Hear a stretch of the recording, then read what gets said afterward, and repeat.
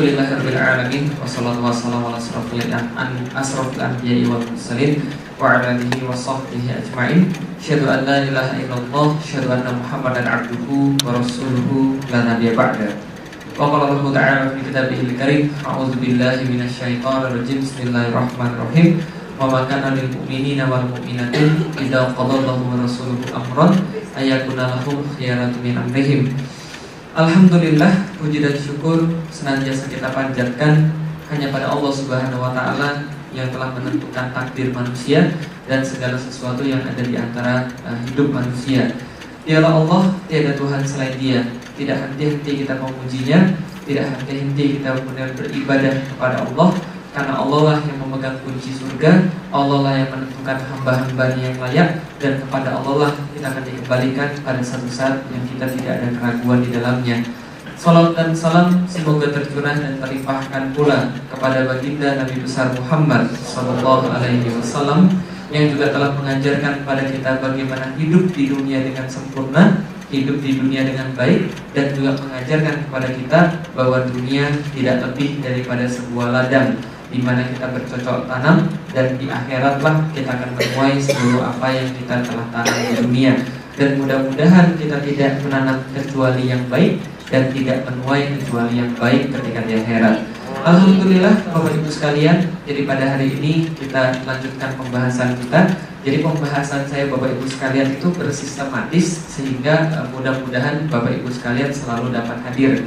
Nah, pada hari ini kita kemarin kita sudah bahas tentang bagaimana orang ini menuju iman, bagaimana bahwa Islam itu bukanlah sebuah keterpaksaan, juga bukan sebuah turunan, tapi sesuatu yang menjadi kita pilih. Kita tahu alasannya kenapa kita pilih Islam. Kemarin lagi kita sudah bahas bahwa Islam itu juga sebuah pilihan, bukan sebuah hal yang bersifat takdir. Nah, sekarang gantian kita bahas yang bersifat takdir. Karena ini, pembahasan ini memang dianggap remeh. Tapi sayangnya, gara-gara pembahasan yang salah tentang takdir, Bapak Ibu sekalian, banyak orang yang mereka keimanannya tidak sempurna secara mereka tidak sadar. Karena seringkali takdir ini dijadiin kambing hitam, Bapak Ibu sekalian. Dijadiin kambing hitam orang untuk tidak melakukan sesuatu atau tidak bisa melakukan sesuatu. Nah, karena itu ini pembahasan yang sangat penting dan memang agak lebih berat daripada pembahasan yang kemarin.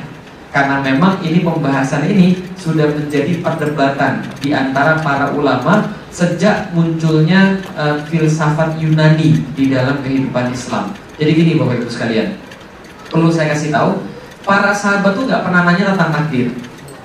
Sahabat tuh nggak pernah nanya tentang takdir, karena mereka semua paham tentang takdir, karena mereka hidup di zaman Rasul. Maka mereka tidak pernah tanya tentang takdir.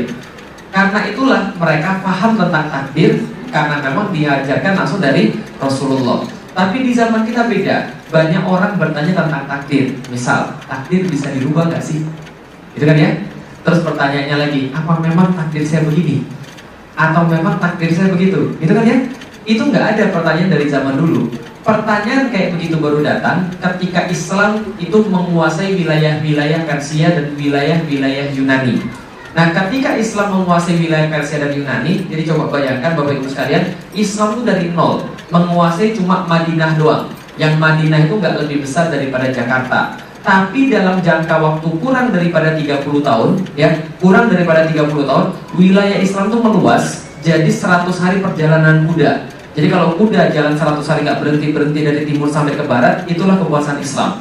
Jadi bisa dibayangin ya, luasnya Islam itu sehebat apa ya, meluasnya cepat banget kan ya. Nah, karena cepat banget Islam ini meluas, ketika bersentuhan dengan Yunani, ketika bersentuhan dengan Persia, maka mulai muncul pertanyaan-pertanyaan. Tuhan itu sudah mentakdirkan sesuatu atau boleh kita pilih? Jadi orang jahat itu takdir atau jadi orang baik itu takdir? Dengan miskin, kaya itu takdir atau pilihan dan sebagainya. Nah, ini insya Allah akan kita bahas.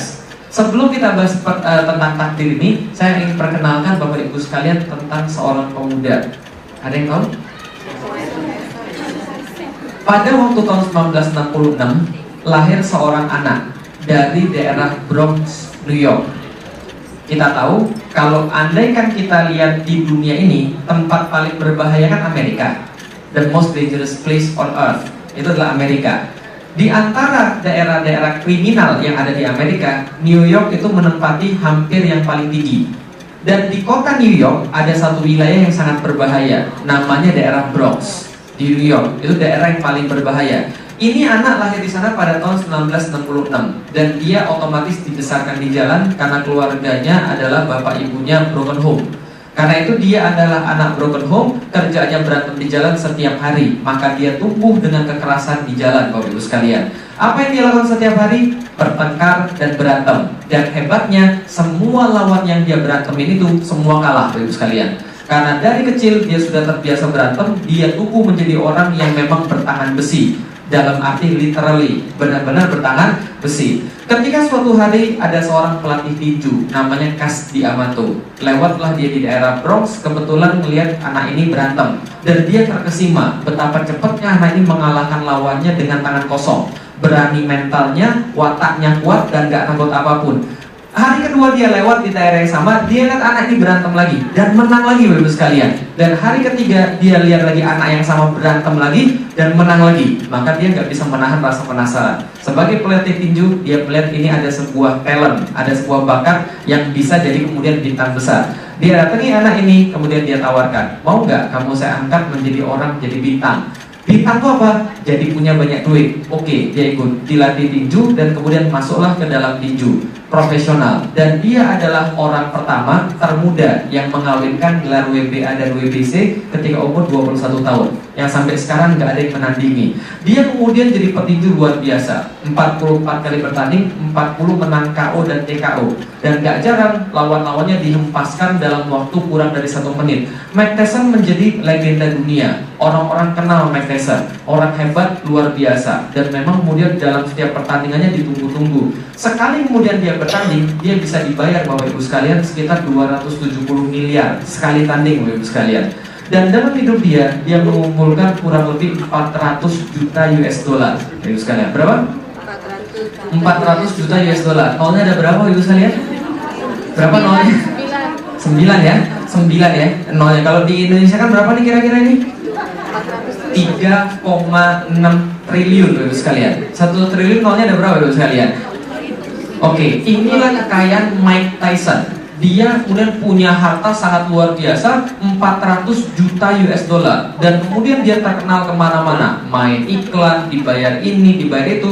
Dan dia kemudian menuju ke puncak. Mike Tyson. Pertanyaan saya sederhana, dengan uang sebanyak itu, sekarang Mike Tyson lagi ngapain? Lagi ngapain Mike Tyson? Masuk penjara, dia sudah keluar dari penjara, Ibu sekalian. Sekarang ada di mana Mike Tyson? Sekarang Mike Tyson hidup di Las Vegas. Setelah sebelumnya dia sempat jadi satpam di daerah Planet Hollywood. Nah, setelah jadi kepala satpam dan kemudian dia tinggal di Las Vegas dan dia mengumumkan bangkrut pada tahun 2003 dan sekarang dia punya utang. Utang berapa? New York Times melaporkan hutangnya sebanyak 23 juta US dollar. Belum termasuk pajak yang dia hutang di US dan Inggris sebesar 17 juta US dollar. Yang gak akan dia habis kemudian dibayar hutangnya itu dengan pekerjaannya yang sekarang. Dia homeless, nggak punya rumah sama sekali, hidup terlantung-lantung dan kemudian nggak punya duit sama sekali. Akhirnya sekarang apa yang dilakukan oleh Mike Tyson? Dia sekarang buka talk show. Jadi dulu ditakuti di ring, pukul orang kemudian sampai mati.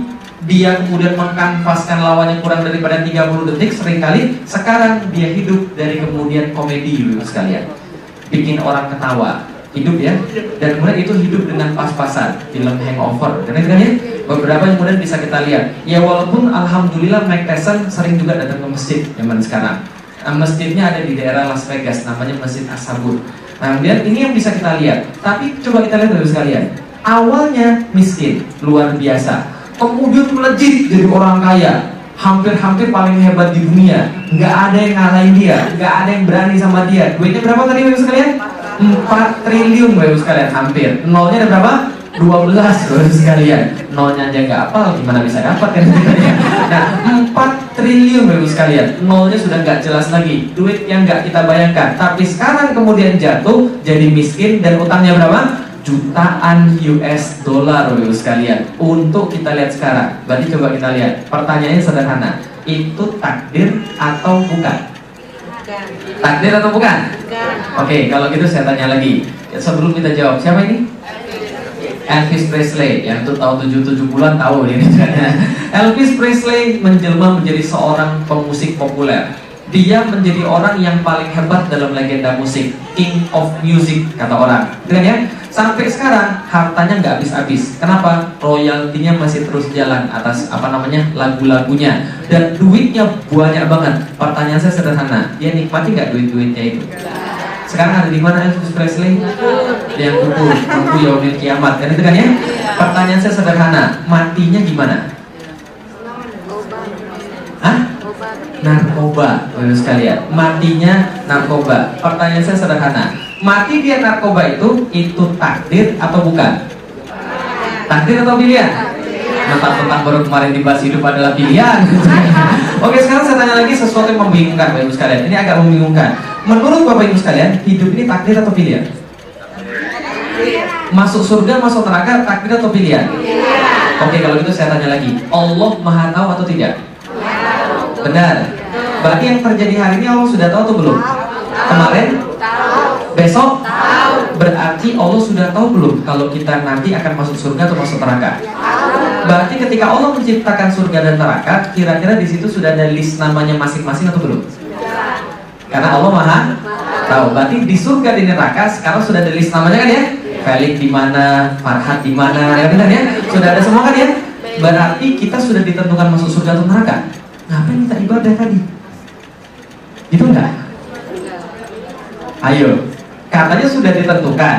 Lalu ngapain tadi kita sholat isya? Jangan-jangan kita sholat isya nanti besok-besok matinya suul khotimah. Oke, kita kan nggak tahu, tapi Allah tahu nggak? Berarti hidup ini pilihan atau terpaksa? Loh, katanya tadi di surga sudah ada list namanya belum? Tapi Allah sudah tahu. Bingung? Bagus, karena itulah kita bahas sekarang, melengkapi pembahasan kita yang kemarin. Hidup ini pilihan atau hidup ini adalah takdir. Dan kalau memang ada pilihan, yang mana yang dikatakan sebagai takdir? Oke Bapak Ibu sekalian, coba kita lihat. Ini kasus yang lain lagi Bapak Ibu sekalian. Ini ceritanya ada yang namanya siapa nih? Choky Sitohang ya. Choky Sitohang kemarin beberapa tahun yang lalu, ini contoh yang sangat bagus sekali untuk takdir. Dia menikah dengan Melisa. Ini mbaknya seorang muslimah, sedangkan masnya ini seorang Nasrani. Maka berdasarkan fikih kita yang kemudian sudah disepakati oleh ulama manapun, seorang pria non-muslim dilarang menikah dengan seorang muslimah, apapun alasannya. Betul begitu kan ya? Maka ketika ini dinikahkan oleh bapaknya diprotes oleh orang-orang muslim. Kenapa dinikahkan? Itu kan bukan orang muslim, itu kan nggak boleh. Bapaknya kemudian bilang, semua sudah ketentuan Allah, sudah takdir daripada Allah. Kenapa? Apapun yang terjadi, saya yakin ini adalah takdir Allah. Kita semua sudah ada ketentuan takdirnya. Semua itu bukan kehendak kita masing-masing. Akhirnya kembali pada keyakinan kita, mengharapkan yang mana yang benar. Ini kata bapaknya, langsung saya kutip dari bapaknya sendiri. Maksudnya setelah diberita. Artinya apa? Bapaknya bilang itu adalah takdir. Karena manusia ada 3 yang jadi takdir: ajalnya, rizkinya, dan jodohnya. Semua adalah takdir. Maka bapaknya bilang dia nikah sama orang kafir, itu adalah bagian daripada takdir. Pertanyaan saya, takdir atau bukan? Bukan. Oke, takdir atau bukan? Bukan. Tadi katanya jodoh takdir. Kan ada sebuah hadis yang mengatakan tidak akan dilahirkan anak Adam sebelum ditentukan 1 rizkinya, 2 jodohnya, 3 ajalnya. Kan gitu kan ya? Berarti ini takdir atau bukan? Bukan. Bukan. Takdir. Takdir atau bukan? Bukan atau takdir? Bingung? Bagus. Nah, karena itulah kita bahas dulu sekalian. Oke, kalau itu baru sekalian kita lanjutin lagi.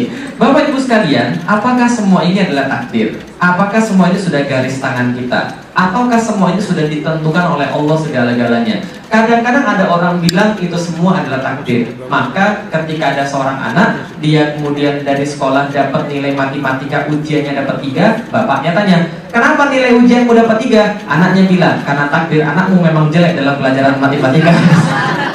Kenapa yang lain bisa? Itu takdirnya bagus, bapaknya pintar, kan gitu kan ya. Nah, apakah semua itu adalah takdir atau semua itu adalah pilihan? Garis tangan atau bukan? Ada orang meramal garis tangan. Oh, kalau garis tanganmu begini, kamu jadinya tukang beca, kan ya? Dan sebagainya. Ada ramalan bintang dan sebagainya. Senang lihat ramalan bintang, bagus sekalian? Nah, muda dulu pasti senang kan ya. Lihat Aquarius, hari ini kiri, gitu kan ya. Asmara, kasihan dulu ditinggal dan sebagainya. Maka kita semua percaya ramalan? Percaya dan nggak percaya Bapak Ibu sekalian, ramalan bintang itu favoritnya orang Indonesia. Nggak percaya? Oke, saya kasih tahu. Tahu Twitter tahu? Tahu. Tahu Twitter? Tahu. Saya termasuk termasuk ya saya ngomong ustadz juga nggak enak ya, tapi ya oke lah. Saya termasuk ustadz yang kemudian paling banyak followernya di Twitter. Nomor 3 setelah Yusuf Mansur dan Agim. Yusuf Mansur punya follower sekarang 900.000.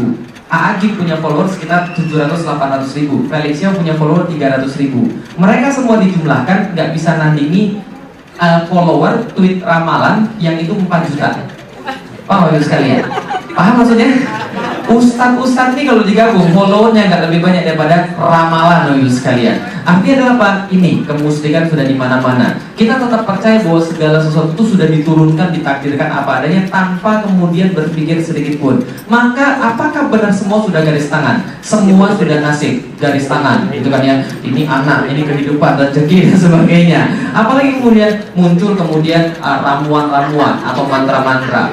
Bagaimana mengubah takdir, ekstra bos, gitu kan ya? Bagaimana merubah jongos menjadi bos, gitu kan? Ya kan di TV kan ya? Pernah nggak lihat di TV Indonesia? Ada iklan begini. Orang lagi ngepel swimming pool, kemudian ada yang nanya, ngapain kau ini lagi kerja ngepel swimming pool? Kamu tuh nggak cocok kerja di air, kamu tuh cocoknya kerja di bawah tanah aja, suruh mati sekalian, kan ya? Nah seringkali ada iklan-iklan begini, maukah anda mengubah takdir? Bagaimana caranya mengubah takdir? Klik rek spasi motor, kan ya? Klik rek spasi anu dan sebagainya. Seolah-olah ada mantra mengubah yang namanya takdir. Seolah-olah seorang tuh bisa mengubah takdir dari miskin menjadi kaya. Makanya dukun laku, betul begitu? Nah, kasus yang kemarin yang ada di Indonesia, begitu parahnya orang-orang kita, sampai artis-artis pun semuanya pada mendatangi dukun. Gunung Kawi laku, gitu kan ya, pesugihan laku. Kenapa? Mengubah yang namanya takdir, sekalian. Begitu pentingnya pemahaman kita tentang yang namanya takdir. Apakah seseorang benar sudah dinasibkan miskin, sementara yang lain dinasibkan kaya? Ada orang berusaha terus, tapi nggak kaya-kaya, sekalian. Ada orang terus berusaha, tapi miskin-miskin aja. Tapi ada orang yang nggak usah berusaha, dia kaya. Ada orang yang diam-diam aja duitnya banyak. Nah, berarti benar, itu adalah sebuah takdir, kan ya? Terus ada lagi yang bilang, apakah benar seseorang sudah ditakdirkan jadi karyawan, sementara yang lainnya ditakdirkan jadi direktur? Yang satu ditakdirkan jadi ustadz, yang lain ditakdirkan jadi koruptor. Benar nggak semua itu adalah takdir? Untuk menjawab ini yang paling penting. Satu yang paling penting, jangan bahas takdir dikaitkan dengan 3 ini. Jangan bahas takdir ketika dikaitkan dengan ilmu Allah, tidak boleh dikaitkan dengan kehendak Allah, tidak boleh dikaitkan dengan lauhul mahfuz. Karena kalau dikaitkan dengan semua ini, semua pasti salah. Contoh, pernah dengar kisah tentang pencuri dan hakim? Belum, saya cerita. Suatu hari ada seorang pencuri mencuri lebih daripada 1/4 dinar. Menurut hukum Islam, karena sudah lebih daripada 1/4 dinar, maka tangannya harus dipotong. Maka tatkala tangannya mau dipotong, pencuri dibilang, sebentar Pak Hakim, sebentar, saya mau protes dulu. Kan boleh saya protes kan ya? Kan Islam harus mendengarkan kata-kata saya. Iya, silakan kalau Anda mau membela diri. Hakimnya kemudian mempersilahkan pencuri untuk membela diri. Andaikan Bapak Ibu hakimnya, dewan jurinya, saya adalah tersangkanya, pencurinya. Sekarang coba jawab pertanyaan saya, Bapak Ibu sekalian. Bapak Ibu sekalian, dewan juri yang terhormat, apakah dewan juri percaya bahwa Allah Maha Tahu? Dewan juri percaya? Benar? Berarti yang terjadi kemarin Allah sudah tahu? Hari ini? 2 bulan ke depan? Berarti apa yang saya lakukan tadi pagi ketika saya mencuri, itu Allah sudah tahu dari kemarin-kemarin. Allah sudah tahu 2 bulan yang lalu, Allah sudah tahu 3 bulan yang lalu, Allah sudah tahu kemarin bahwa saya ingin mencuri. Betul begitu? Tapi Allah tidak menahan saya. Berarti Allah sudah ACC, itu sekalian. Ya kan ya? Karena kalau Allah tidak ACC, kehendak manusia dan kehendak Allah siapa yang terjadi? Kehendak Allah kan ya? Kita selalu berkata, manusia cuma berusaha, Allah yang menentukan. Kan itu ya? Berarti kalau saya berusaha untuk mencuri, tapi Allah tidak menentukan, jadi nggak itu pencurian? Nggak terjadi. Berarti ini adalah kehendak Allah, Bapak Ibu sekalian. Dan sudah tertulis di Lauhul Mahfuz bahwa hari ini, pagi ini, jam segini saya mencuri. Berarti itu sudah takdir daripada Allah. Saya nggak bisa apa-apa. Bukan keinginan saya, tapi ini keinginan Allah. Berarti saya bebas, Bapak Ibu sekalian. Bebas nggak? Bebas ya. Untung ibu nggak jadi hakim gitu kan ya. Hakimnya bilang begini, oke, sebenarnya saya pengen mengerti, tapi potong tangannya Al-Gojo, tangannya dipotong, lalu dia nangis-nangis. Hakimnya bilang, sebenarnya saya nggak mau potong tangan kamu, tapi ini bukan kehendak saya ini adalah kehendak Allah, dan Allah sudah tahu tanganmu bakal dipotong, tapi Allah nggak kemudian menghalangi, berarti Allah sudah ACC, paham ya saya? Dan Anda lupa balik Lauhul Mahfuz, lembar berikutnya setelah Anda mencuri tangan Anda dipotong, kan itu kan ya? Paham kira saya? Yang benar hakim atau kemudian pencurinya? Dua-duanya sama-sama salah. Kenapa? Dua-duanya sama-sama mencampurkan takdir dengan ilmu Allah, kehendak Allah, dan Lauhul Mahfuz. Kenapa tidak boleh dicampurkan oleh sekalian? Nih jawabannya. Sebenarnya sudah ibu jawab dari tadi. Kita nggak boleh mencampurkan ilmu Allah, kehendak Allah, dan Lauhul Mahfuz karena kita tidak tahu semua itu. Betul? Allah maha tahu, betul? Betul. Tapi kita maha tahu nggak? Enggak. Allah maha berkehendak. Kita tahu nggak kehendak Allah apa? Tidak. Dan Allah kemudian menuliskan semua di Lauhul Mahfuz. Kita sudah pernah lihat Lauhul Mahfuz kita masing-masing? Enggak. Berarti karena kita tidak tahu, kita tidak bahas. Yang kita bahas adalah apa? Yang kita bahas adalah yang kita tahu saja. Apa yang kita bahas? Apakah manusia bebas untuk memilih atau manusia dipaksa untuk memilih? Itu saja. Maka berdasarkan dipaksa dan memilih ini, ada dua kejadian pada manusia. Satu, di mana manusia bisa memilih. Dua, di mana manusia tidak bisa memilih. Di tempat di mana manusia bisa memilih, pasti Allah akan minta pertanggungjawaban. Kalau manusia tidak bisa memilih, Allah tidak akan minta pertanggungjawaban. Selesai, gampangnya. Ingat ya. Jadi kalau kita bisa memilih, Allah akan minta tanggung jawab. Tapi kalau kita tidak bisa memilih, Allah tidak akan minta tanggung jawab. Gak usah Allah deh, manusia aja begitu. Contoh, kalau ibu boleh nggak nanya saya, Mas, kenapa Mas Felix jadi laki-laki? Boleh nggak nanya begitu? Nggak boleh, karena saya nggak pernah milih. Itu kan ya, Mas, kenapa matanya sipit? Boleh nggak ngomong begitu? Nggak boleh, karena saya nggak pernah milih. Tapi ibu dan bapak boleh tanya, kenapa saya pakai batik hari ini? Boleh nggak? Boleh, karena saya memilih untuk pakai batik. Kenapa nggak pakai peci? Saya bisa jawab, karena saya memilih untuk tidak pakai peci. Tapi kalau yang tidak bisa saya pilih, saya nggak akan dimintai pertanggungjawaban oleh Allah, apalagi ditanyai oleh manusia. Betul kan ya? Nah kalau gitu kita lihat, ada daerah di mana kita bisa memilih, karena itu kendali kita. Ada di mana itu di luar kendali, karena itu kita tidak dipaksa, kita tidak ditanya dan tidak berhak untuk menjawab. Nah kalau gitu kita lihat, nih daerah di luar kendali manusia. Misalnya tsunami, musibah, ini daerah di luar kendali manusia. Maka kalau ini terjadi pada manusia, dia nggak akan ditanya oleh Allah. Kenapa mati gara-gara tsunami? Nggak akan ditanya oleh Allah. Karena ini adalah namanya musibah di luar kendali manusia. Tapi ada daerah-daerah di dalam kendali, ini contoh lagi, di luar kendali manusia, bukan di dalam, di luar kendali. Lahir wajahnya ganteng, itu di luar kendali, bukan pilihan. Ada yang lain dengan wajah yang ganteng, ada yang lain dengan wajah yang pas-pasan, itu juga di luar kendali Bapak sekalian. Makanya dalam perkara-perkara kayak begini, kita nggak usah banyak tanya, nggak perlu banyak protes, karena itu di luar kendali kita. Bisa dipahami? Kenapa hidung saya nggak mancung? Kenapa mata saya sipit? Itu gak usah ditanyain, karena itu di luar kendali. Dan Allah pun tidak akan tanya. Saya aja beriman walaupun wajah saya pas-pasan dulu sekalian. Tahu juga wajahnya pas-pasan? Iya, saya sadar wajah saya pas-pasan. Dan pas-pasan itu yang paling enak buat sekalian. Pas-pasan tidak terlalu cakep dan tidak terlalu jelek. Kan ya? Pas-pasan dari Tomingse, gitu kan? Jadi benar-benar kita lihat bahwa perkara-perkara semacam ini adalah yang namanya takdir. Apa itu takdir? Takdir adalah perkara yang sama sekali tidak dapat kita pilih, dan itu Allah tidak akan minta pertanggungjawaban. Ya, ingat baik-baik kan ya? Allah nggak akan minta pertanggungjawaban. Contoh, hidung kita pesek, Allah minta pertanggungjawaban nggak? Loh, Allah nyiptain, kenapa Allah minta pertanggungjawaban? Dan kalau kita rubah, malah Allah minta pertanggungjawaban. Paham ya? Ingat ya, apa yang nggak boleh dirubah? Perkara-perkara yang Allah kasih, yang itu harus kita imani. Itulah yang dinamakan beriman pada takdir. Karena apapun yang Allah kasih kita, itu pasti baik. Jadi kalau kemudian ada yang lahir hidungnya kemudian pesek, dia operasi, baik-baik nggak ditanya, malah jadi ditanya. Itulah manusia zaman sekarang aneh. Ribet dalam perkara-perkara yang nggak ditanya Allah, tapi nggak ribet dalam perkara-perkara yang ditanya Allah. Paham ya maksud saya? Dia ribet badannya, dia ribet operasi ini, dia ribet operasi itu, padahal ditanya Allah nggak? Enggak, yang dia nggak ribet amal perbuatan dia. Padahal itu yang ditanya Allah. Malah dah biarin aja, kita kan hidup di Amerika. Amerika kan beda dengan Indonesia. Padahal ditanya Allah, harusnya dia malah ribet di situ, bukan ribet dalam perkara-perkara yang Allah tidak tanya. Bisa dipahami Bapak Ibu sekalian? Nah, kalau itu kita lihat lagi. Itu contoh yang di luar kendali. Ini contoh yang di dalam kendali. Kalau daerah di dalam kendali manusia, maka kita kayak kendarai sebuah mobil. Mobil itu ada setirnya, betul begitu? Kita mau ke kiri bisa atau enggak? Kita mau ke kanan bisa atau enggak? Yang kemarin kita bahas. Maka kita sama-sama punya Al-Quran dan modal kita sama. Akal kita punya, waktu kita punya. Satu orang sama-sama satu hari 24 jam.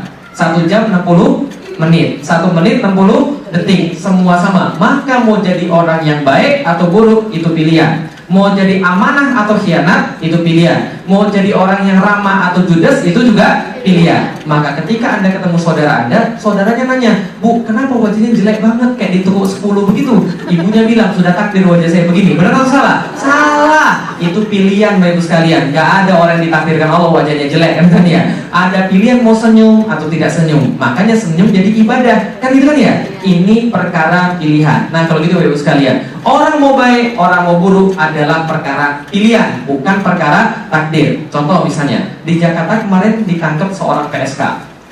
Ketika PSK-nya ditangkap, lalu ditanya, "Kenapa kamu jadi PSK?" PSK-nya bilang, "Saya terpaksa, Pak." Benar nggak terpaksa?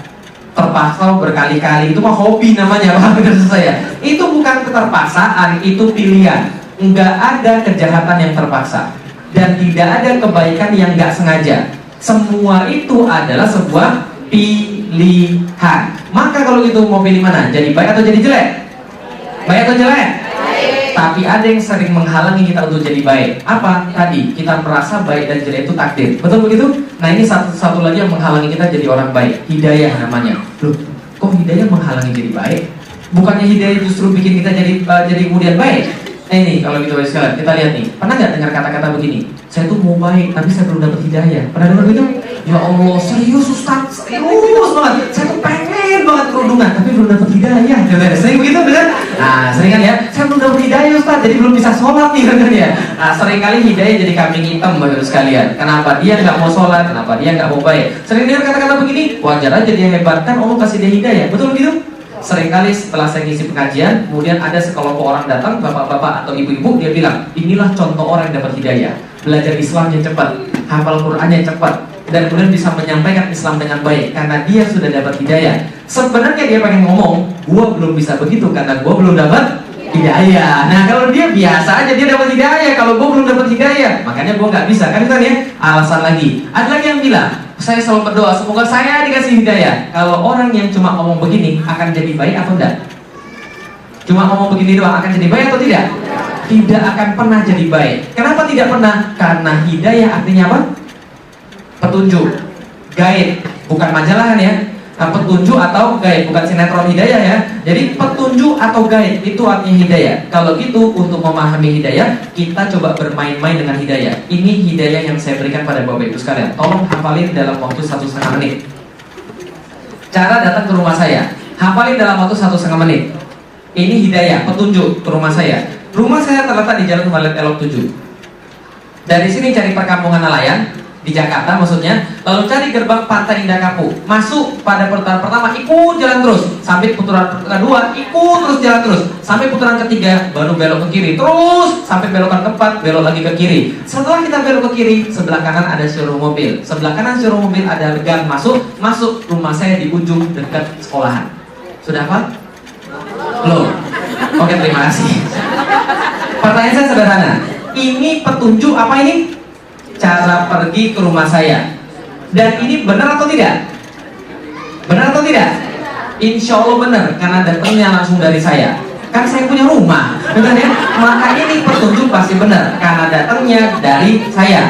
Tapi kalau datangnya dari ibu itu meragukan, gitu kan ya? Tapi langsung datang dari saya, berarti ibu boleh percaya. Karena saya tidak pernah bohong, berarti itu boleh kemudian dijadiin percaya. Karena ini adalah petunjuk datang ke rumah saya. Anggaplah Bapak Ibu sudah apal petunjuknya, tapi cuma dizikirkan terus diulang-ulangi. Rumah Pak Felix dari sini cari kampung nelayan, putaran pertama lurus, putaran kedua lurus, putaran ketiga belok kiri, putaran ketiga belok kiri. Cuma dizikirkan doang tiap selesai sholat, sampai nggak ke rumah saya?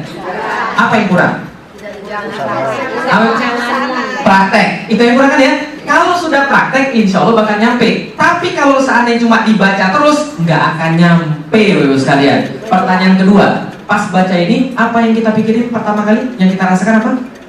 Jujur aja, pusing. Terus apa lagi kira-kira? Apa lagi? Puyeng, ragu-ragu. Terus apa lagi? Bingung. Apa lagi?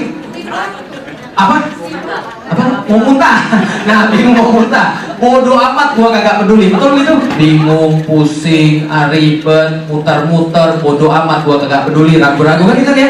Ini reaksi wajar kalau orang dapat hidayah, ya. Ingat baik-baik ya. Reaksi wajar ketika orang dapat hidayah, bingung, pusing, ribet, muter-muter, bodoh amat, ragu-ragu. Nggak ada orang yang langsung ngerti ketika dapat hidayah, kecuali Abu Bakar As-Siddiq. Gitu kan ya? Nah kalau gitu pertanyaan saya, ini cara datang ke rumah saya, petunjuk datang ke rumah saya. Pertanyaan saya, kalau kita mau mati, kita sudah mati, mau ke surga atau neraka? Surga atau neraka? Surga punya siapa? Berarti yang paling tahu alamatnya siapa? Allah sudah kasih kita belum petunjuk datang ke surga? Sudah kan ya, di mana? Al-Quran. Kalau Al-Quran cuma diulang-ulangi baca doang tapi tidak diamalkan, masuk surga nggak? Nggak akan pernah, Bapak sekalian. Maka seorang hafiz Quran itu belum jamin dia masuk surga, ya. Jadi seorang hafiz Quran belum jamin dia masuk surga. Nah kenapa? Cuma ulang-ulangi doang, itu nggak jamin masuk surga. Kalau begitu, saya nggak usah hafal Quran aja. Kan orang yang hafal Quran belum tentu masuk surga. Betul begitu, Bapak sekalian? Orang yang hafal aja belum tentu masuk surga, apalagi yang nggak hafal. Dari gimana mau masuk, Pak, Bapak sekalian? Maka tetap aja harus menghafalkan Al-Quran. Berarti ini contohnya. Hidayah sudah datang kepada kita. Tergantung kita mau ambil action atau tidak, ya. Oke, kalau gitu kita lihat. Hidayah sudah turun belum, Bapak sekalian? Sudah. Jadi mulai dari sekarang nggak boleh ada yang bilang saya belum dapat hidayah. Awas loh. Karena Allah sudah kasih kita hidayah. Wa nazzalna 'alaikal kitaba tibyana likulli syai'. Kami menurunkan Al-Quran menjelaskan segala suatu perkara, cara masuk ke dalam surga. Kalau gitu kita lihat lagi. Hidayah itu kayak mobil, Bapak sekalian. Mobil, kita lihat. Contoh, kalau seandainya malam-malam nggak ada lampu sama sekali, kebetulan Amerika sedang mati lampu seluruhnya, jadi nggak ada lampu sama sekali dan gelap sekali. Anda dari sini disuruh pergi ke San Bernardino. Berani atau enggak? Nyampe atau enggak? Kok nggak nyampe? Kenapa nggak nyampe? Kan lampunya mati. Mobilnya kan ada. Mobilnya ada lampu nggak? Ada, tapi jalannya nggak kelihatan. Tapi mobilnya punya lampu nggak? Gimana caranya jalannya supaya kelihatan? Gimana caranya supaya jalan kelihatan? Lampunya dilain dan maju mobilnya. Kalau jalannya kalau kita tetap di mobil dan di situ-situ aja, jalannya nggak akan kelihatan. Kalau kita maju, jalannya belum kelihatan. Belokan ke sini, belokan ke sini, gitu kan ya? Artinya apa? Hidayah itu akan muncul kalau sudah action. Paham? Jadi bukan yakin baru dapat hidayah, bukan yakin baru berbuat, tapi berbuat dulu baru yakin. Ustaz, saya tuh belum yakin, Ustaz. Nanti kalau saya kerudungan nanti lepas lagi gimana? Kan nanti kan jelek jadinya. Berarti saya belum yakin. Salah, Bapak sekalian. Kerudungan dulu baru yakin, bukan yakin baru kerudungan. Paham ya maksudnya kan ya? Kita take action dulu, baru kemudian ada. Sayangnya orang-orang kita sukanya mikirnya banyak, sehingga nggak jadi-jadi berbuat baik. Betul begitu? Kata orang Sunda, kalau mau berbuat baik, dia mikirnya begini, mungkin kumahnya. Nanti gimana ya? Nanti gini, nanti gitu. Kalau dia mau berbuat buruk, mikirnya kumaha kewai lah, ya. Gimana nanti aja lah. Contoh misalnya, dia mau ngasih pengemis. Ada pengemis datang, dia mau ngasih, mikirnya panjang. Nanti kalau dibeliin narkoba gimana? Nanti kalau dibeliin rokok gimana? Nanti kalau dia males gimana? Nggak jadi ngasih, padahal mau ngasih cuma berapa? 500 perak. Mikirnya panjang, Bapak sekalian. Nah itulah manusia terbalik. Kalau berbuat baik dia mikirnya panjang, berbuat buruk nggak pakai mikir. Harusnya dibalik. Berbuat buruk mikirnya, oke kumahanya, nanti gimana? Tapi kalau mau berbuat baik, kumahan kewai lah, biarin aja. Yang penting berbuat baik. Nah inilah kemudian sisanya akan muncul kalau kita ambil tindakan. Tapi kalau kita nggak pernah ambil tindakan, nggak akan datang hidayah Allah kepada kita. Ingat ya, hidayah sudah turun dan harus kita ambil tindakan. Nah benar, hidayah itu kayak sebuah peta. Makin dekat, makin yakin. Contoh, dari sini ke Hollywood gimana caranya? Ke jalan Hollywood dari sini gimana caranya? Nah, mau ibu lewat mana deh? Kira-kira kalau saya tanya, dari sini ke Hollywood lewat mana? Kira-kira gimana? Wilton. Terus sampai setelah Hollywood kiri. Petunjuknya apa? Ada pelang atau ada apa itu? Nama jalannya. Oke, kalau ibu jelasin itu ke orang Indonesia yang nggak pernah datang ke Hollywood, dia ngerti nggak? Pusing dia. Tapi kalau dia nggak ambil tindakan, dia akan semakin pusing. Tapi kalau kemudian dia ikutin, oke, menurut ibu lurus saja jalan Milton, terus kemudian belok kanan Hollywood, oke, dia lihat, oh ini pelang Hollywood. Semakin yakin nggak ini jalan yang benar? Semakin yakin. Semakin dekat, semakin yakin. Bukan yakin duluan. Kan ya? Berarti lakukan dulu baru yakin. Nah, akan datang kemudahan daripada Allah. Dan hidayah itu syaratnya adalah tanya dan berkumpul dengan orang-orang yang tepat. Kalau salah berkumpul, salah dapat hidayah. Misal, kalau mau pergi ke Papua, tanya sama orang siapa? Orang Papua. Kalau mau pergi ke Bogor, tanya sama siapa? Sama orang Sunda, sama orang Bogor. Kalau mau pergi ke Los Angeles, tanya sama siapa? Orang Los Angeles. Kalau kita mau pergi ke Papua, tanyanya sama orang Los Angeles, benar atau salah? Maka tanya dan berkumpul dengan orang-orang yang tepat. Kalau mau ke surga, tanyanya sama siapa? Ustaz nggak pernah ke surga, wajib sekalian. Tanya sama siapa kira-kira? Sama yang sudah pernah ke surga, Rasul. Makanya kalau kita nggak mau ikut Rasul, itu susah masuk surga. Makanya diandaikan oleh para ulama, dunia ini musibah, kayak sebuah lautan yang kalau kita nyebur kita pasti mati. Maka Rasul itu kayak sebuah sampan, kayak sebuah perahu yang siapa yang naik ke situ, maka dia pasti akan sampai pada tujuan. Nah, perahu itu adalah sunnah Rasulullah. Maka tanya dan berkumpul dengan orang yang tepat. Kalau Anda mau baik, berkumpulnya sama orang-orang jahat yang nggak akan baik-baik. Ada seorang yang berkata, Ustaz, saya tuh mau berubah Ustaz, saya tuh orangnya dulu dugem Ustaz, tapi susah banget mau berubah. Gimana? Ya ini susah banget Ustaz, kadang-kadang saya tertarik lagi. Saya bilang, kamu sudah pindah rumah atau belum? Waduh susah Ustaz, saya pindah rumah Ustaz, saya tuh nggak punya duit. Saya bilang, kalau kamu mau serius berubah, pindah dari rumahmu. Kenapa? Pindah dari rumah berarti ganti teman, itu kan ya? Ganti lingkungan.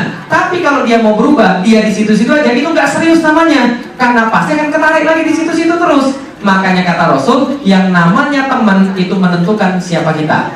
Kalau kita berteman sama penjual minyak wangi, dapat wanginya. Kalau berteman sama orang tukang tungku besi, kita dapat apa? Hitamnya. Gak enak kan ya? Kita nggak dapat besinya, hitamnya dapat. Makanya jangan jadi maksiat pasif. Oh, maksiat pasif? Kalau perokok pasif ngapain? Dia nggak ngerokok tapi dapat asapnya. Kalau maksiat pasif, dia nggak maksiat, nggak dapat nikmatnya tapi dapat dosanya. Contoh, nemenin orang pacaran misalnya. Orang pacaran kan kata Rasulullah kan kalau ada dua orang berkholwat kan maksiat tuh. Ya kan ya, kata Rasul kalau ada dua orang berkholwat bukan mahram, yang ketiganya setan. Gitu kan ya? Berarti kalau Anda nemenin orang yang lagi pacaran, Anda jadi setannya kan ya, kata orang ketiga. Makanya jangan temenin gitu kan ya. Jangan temenin orang maksiat. Kalau Anda temenin orang maksiat, Anda termasuk bagian daripada maksiat itu. Kita tergantung siapa teman-teman kita. Nah, kalau gitu bagus kita lihat. Gimana kalau ada yang Allah bilang? Nih, Allah bilang barang siapa dikasih petunjuk oleh Allah, maka dia dapat petunjuk. Siapa yang disesatkan, dia tidak akan dapat petunjuk. Betul begitu? Berarti petunjuk itu Allah atau dari manusia? Dari Allah atau dari manusia? Dari Allah. Tapi kalau kita beriman itu pilihan atau paksaan? Pilihan atau paksaan? Oke, kalau gitu kita lagi. Allah kata di dalam surat Al-Fatir, fa innallah, sesungguhnya Allah yudillu may yasha, dia menunjuki siapa yang dia kehendaki. Apalagi kemudian wayahdi, dan bukan menunjukkan, yudillu may yasha, menyesatkan siapa yang dia kemudian kehendaki. Wayahdi, dan dia menunjuki may yasha, yang dia juga kehendaki. Berarti siapa yang menghendaki orang dapat petunjuk atau tidak? Allah. Kalau gitu kita lihat, saya meneliti dalam Al-Quran dan cuma menemukan 3 orang yang Allah tidak kehendaki dapat petunjuk. Siapa? 3 orang. Siapa mereka? Belum tahu. Kenalkan yang pertama. Yang dapat petunjuk Allah adalah orang-orang yang kafir. Wallahu la yahdil qaumal kafirin. Allah ulang 4 kali di dalam Al-Quran. Wallahu la yahdil qaumal kafirin. Wallahu la yahdil qaumal kafirin. Wallahu la yahdil qaumal kafirin. Wallahu la yahdil qaumal kafirin. Allah tidak mau kasih petunjuk pada orang yang kafir. Berarti siapa orang pertama yang dapat petunjuk? Kafir. Orang kafir. Perkenalkan orang yang kedua. Wallahu la yahdil qaumal fasikin. Allah tidak kasih petunjuk pada orang yang fasik. Allah sebutkan 5 kali di dalam Al-Quran. Wallahu la yahdil qaumal fasikin. Allah malas, Allah nggak mau kasih petunjuk pada orang yang fasik. Itu orang kedua. Yang pertama siapa? Kafir. Yang kedua siapa? Fasik. Yang ketiga, yang paling banyak Bapak Ibu sekalian. Wallahu la yahdil qaumal zalimin. Allah tidak mau kasih petunjuk pada orang yang zalim. Siapa yang ketiga? Orang zalim. Yang pertama siapa tadi? Kafir. Yang kedua? Fasik. Yang ketiga? Zalim. Apa perbedaan fasik, kafir, dan zalim? Orang yang kafir, itu kata Allah di dalam Al-Quran ada 2. Innalladzina kafaru min ahlil kitabi wal musyrikin. Jadi ada 2 ya, orang kafir ya. Satu siapa? ahli kitab. Siapa itu ahli kitab? Nasrani, Yahudi. Dan wal musyrikin. Siapa itu orang musyrik? Ya selain mereka. Berarti selain Islam itu kan kafir. Nah maka kafir itu ada dua tuh, ahli kitab dan musyrik. Nah maka musyrik itu selain ahli kitab, itu musyrik. Contohnya seperti apa? Yang penganut agama-agama lain lah, itu musyrik termasuk. Nah berarti itu yang dimaksud dengan orang yang kafir. Kalau orang yang fasik siapa? Orang yang fasik di dalam Al-Quran adalah diceritakan oleh Allah yang tidak bisa mengambil pelajaran daripada perumpamaan yang Allah berikan. Atau orang yang sudah tahu yang baik dan buruk tapi tetap melakukan yang buruk. Iya, bisa jadi orang Islam tuh. Tadi yang tahu baik dan buruk tapi dia tetap yang buruk. Atau orang-orang yang tidak percaya dengan janji Allah, itu juga fasik. Itu yang kedua ya, fasik ya. Yang ketiga siapa? Zolim. Zolim itu apa? Zolim itu lawannya adil. Berarti kalau orang nggak adil, berarti dia zolim. Contoh misalnya, zolim itu siapa? Orang yang dikasih duit segini tapi menyampaikan lain, itu zolim itu. Dikasih amanah nggak ditunaikan, zolim itu. Loh, itu kan munafik Ustaz. Ya munafik itu termasuk kezoliman. Maka kezoliman adalah lawannya daripada kata adil. Apa kesamaan tadi? Tiga-tiga ini kenapa nggak ditunjuki oleh Allah? Kenapa nggak dapat hidayah daripada Allah? Karena tiga-tiga ini punya kesamaan. Apa kesamaannya? Kesamaannya sama-sama disebutkan dalam surat Al-Maidah dalam ayat yang hampir berurutan. Wallahu la yahdil qaumal kafirin, fasikin, zolimin. Disebutkan dalam surat Al-Maidah wa malam yahkum bima anzalallah faulaika humul fasikun, zolimun, kafirun. Yang tidak mau pakai aturan Allah itulah fasik, zolim, dan kafir. Kalau gitu kita lihat, inilah tiga orang yang tidak dapat petunjuk daripada Allah. Dan kalau kita lihat ini struktur kalimatnya, Allah tidak kasih petunjuk pada orang yang zolim. Maka coba dipikirkan baik-baik, dia zolim dulu baru tidak dikasih petunjuk, atau tidak dikasih petunjuk jadi zolim? Zolim dulu. Yang mana? Zolim dulu baru tidak dapat petunjuk, atau tidak dapat petunjuk baru zolim? Berarti zolim, kafir, fasik itu pilihan atau paksaan Allah? Pilihan dia. Kalau dia berhenti daripada kekafiran, kefasikan dan kezaliman, Allah kasih petunjuk pasti. Ya kan ya? Felix Xiao dulu orang kafir. Itu kan ya? Tapi kenapa bisa jadi beriman? Nah, itu hidayah atau bukan? Nanti kita bahas. Tapi yang jelas, kenapa Allah kasih saya hidayah? Karena saya berhenti daripada kekafiran saya, kemudian berpikir tentang Islam, Allah kasih hidayah. Itu maksudnya. Maka Allah mau belajar. Itu harus berhenti dulu dari fasik, kafir, dan zolim tadi. Lah makanya kita bertanya-tanya, kenapa kita belajar tapi nggak masuk-masuk? Kenapa kita belajar Islam tapi kemudian jadinya gitu-gitu aja? Mungkin gara-gara ini nih. Kita belajar Islam tapi kita masih fasik. Kita belajar Islam tapi kita masih zolim. Ilmunya mentah. Paham kita susah ya? Karena kenapa? Karena Allah nggak turunkan hidayah.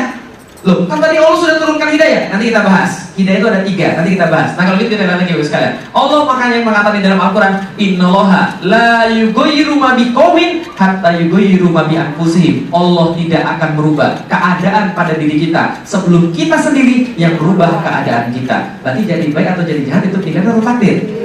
Pilihan. Yang takdir yang mana dong Ustaz? Yang takdir yang mana? Yang nggak kita pilih. Felix lahir sipit, takdir. Rambutnya lurus, takdir. Ada yang kemudian rambutnya lurus, ada yang rambutnya keriting, itu takdir. Ada yang sipit, ada yang belok, itu juga takdir. Ada yang kemudian putih, ada yang hitam, itu juga takdir. Ada yang ganteng, ada yang enggak, itu juga takdir. Itu bagian daripada takdir yang kita nggak bisa pilih. Matahari terbit dari mana? Tenggelam di mana? Itu pilihan atau takdir? Pintar ya ibu sekalian. Segala sesuatu yang nggak kita pilih dan tidak dimintai pertanggungjawaban, itulah takdir. Tapi sesuatu yang kita pilih dan yang akan diminta pertanggungjawaban itu pilihan, bukan takdir yang akan dihisap oleh Allah. Jadi itu yang kita bahas, ya. Oke, kalau gitu kita lihat lagi. Nah, ini balik lagi. Hidayah ada tiga. Nah, habis bahas ini kita akan tahu pilihan atau takdir. Jadi gini, hidayah itu ada tiga. Ini nafsu ibunya. Nah, jadi yang namanya hidayah itu ada tiga ibu sekalian. Satu namanya hidayatul fulki. Apa namanya? Hidayatul fulki. Hidayah itu petunjuk. Fulki itu penciptaan. Berarti hidayah yang turun bersama penciptaan manusia. Semuanya dapat. Mau dia adalah lahir dimanapun, dia lahir kapanpun, pasti dapat yang namanya akal. Apa ini kemudian dalilnya? Allah katakan di dalam surat Al-Balad, wa hadainahu najdain. Kami sudah tunjukkan kalian ada dua jalan. Dalam ayat yang lain, fa'alhamaha fujuraha wa taqwaha. Kami kasih mereka jalan, mau jalan yang fajir atau jalan yang takwa. Kan itu kan ya? Berarti Allah kasih kita akal. Ini hidayah pertama. Allah kasih kita akal. Ini hidayah pertama. Maka orang yang disuruh beriman cuma yang punya akal. Kalau ada orang mohon maaf lahir cacat mental, dosa nggak dia? Dia nggak punya dosa. Dan itu bukan dosa bapak ibunya, itu ujian dari Allah buat bapak ibunya. Ya kan ya? Kalau ada anak lahir autis, mohon maaf, itu salah bapak ibunya atau bukan? Bukan, itu ujian Allah untuk memuliakan bapak ibunya. Bagaimana bapak ibunya menghadapi anak itu? Gitu kan ya? Berarti dia akan dapat hisab Allah atau tidak? Anak yang lahir tanpa ada kemudian mental yang bagus, dia nggak akan dapat hisab Allah. Maka Rasul katakan, orang itu kemudian tetap akan dihisab oleh Allah kecuali dalam 3 hal. 1, gila sampai dia kemudian sadar. 2, pingsan sampai dia sadar. 3, tidur sampai dia sadar. Makanya kalau sholat subuhnya telat, bangun langsung sholat. Jangan ditinggal, karena kita lagi tidur. Telat, udah jam 7, langsung sholat. Udah jam 8, langsung sholat, karena kita lagi tidur. Tapi jangan tiap hari. Itu hobi namanya, Pak. Sudah selesai. Kalau Ustaz Falik itu kan tidak dihisab Allah. Iya, tapi ya tiap hari. Kalau tiap hari itu namanya hobi, Pak. Sudah selesai ya. Masa tiap hari telat, itu malu-maluin namanya gitu kan ya. Nah, itu contohnya. Jadi itu kalau bangun langsung udah sholat, karena Allah mengangkat pena terhadap catatan malaikat. Orang gila sampai dia sadar, pingsan sampai dia sadar, dan orang tidur sampai dia bangun. Ada hadis yang lain yang lupa sampai dia kemudian ingat. Ya kan ya? Berarti yang hidayah pertama namanya apa? Akal. Hidayah pertama. Allah kasih akal itu hidayah, membedakan yang baik dan yang buruk. Yang kedua namanya hidayatul irsyad wal bayan. Susah banget ngapalin Ustaz. Oke, gak usah dihafalin. Allah kasih tahu di dalam Al-Quran surat As-Saff ayat 9, "Huwallazi arsala rasulahu bil huda wa dinil haq." Allah turunkan bersama Rasulnya huda, petunjuk, dan jalan yang benar, agama yang benar. Apa itu? Hidayah yang kedua, Al-Quran dan As-Sunnah. Oke, hidayah pertama tadi apa tadi? Akal. Yang kedua apa tadi? Al-Quran dan As-Sunnah. Dua-duanya sudah turun di depan mata kita. Yang ketiga yang belum turun. Nih, yang ketiga yang belum turun. Hidayah itu taufik namanya. Nah, ini yang belum ada nih. Makanya kita minta setiap hari. Nah, kita minta apa dalam surat Al-Fatihah? Ihdinas siratal mustaqim. Ya Allah, tunjukin kami, bimbing kami, kasih kami kemudian tuntunan menuju jalan yang lurus. Sehari kita minta berapa kali? 5 enggak, lebih. Berapa kali kita minta sehari? 17 kali kita minta loh sekalian, minimal kita minta 17 kali. Kenapa? Karena itu belum datang tuh. Nah, jadi kenapa kemudian apa hubungannya 3 ini? 1 hidayah apa tadi? Akal. Yang kedua? Yang ketiga? Taufik. Nah, gimana hubungannya nih hubungannya? Kalau akal kita menjangkau Al-Quran, akal kita mikir Al-Quran, Allah akan turunkan hidayah itu taufik. Tapi selama akalnya tidak dipakai untuk kemudian Al-Quran atau As-Sunnah, Allah tidak akan turunkan hidayah itu taufik. Itu jadi intinya. Jadi nggak mungkin George Bush bangun pagi-pagi langsung beriman pada Allah kalau nggak ada dakwah pada dia. Nggak ada cerita begitu. Nggak ada tiba-tiba mendapat, saya akan beriman pada Islam. Nggak ada cerita begitu. Nggak ada cerita orang kemudian nggak mau sholat tiba-tiba bangun pagi ini saya mau sholat pokoknya. Nggak ada cerita begitu. Harus ada kemudian tadi akalnya memikirkan kepada ayat-ayat Allah dan As-Sunnah, baru Allah turunkan hidayah. Untuk itulah gunanya dakwah. Kalau nggak ada yang dakwah pada Feliciao nggak akan masuk Islam.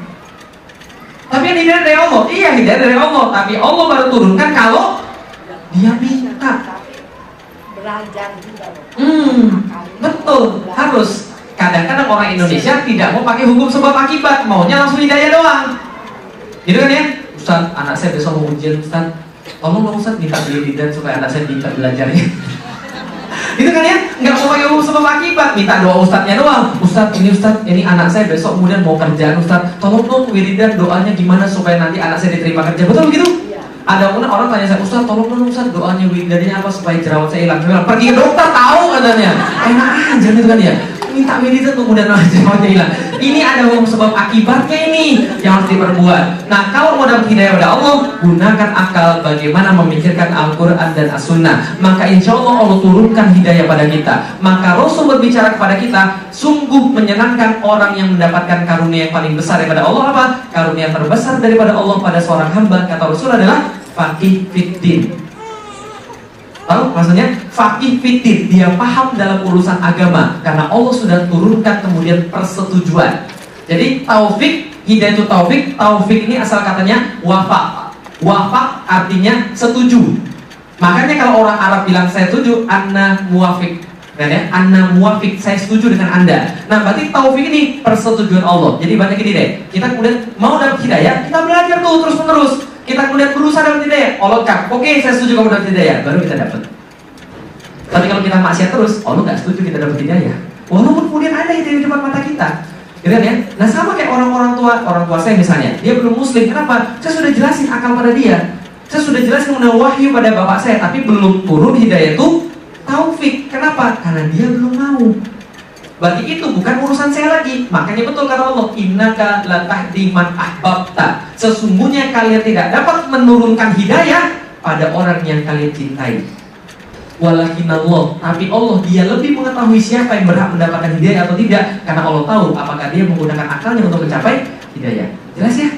Jadi jangan berharap anak kita tiba-tiba baik kalau sekarang dia nggak baik, kalau kita nggak jelasin pada dia, kalau kita nggak berbuat sesuatu pada dia, kalau kita nggak membuat suatu langkah untuk kemudian memperbaiki dia. Karena hidayah Allah tidak turun cuma-cuma.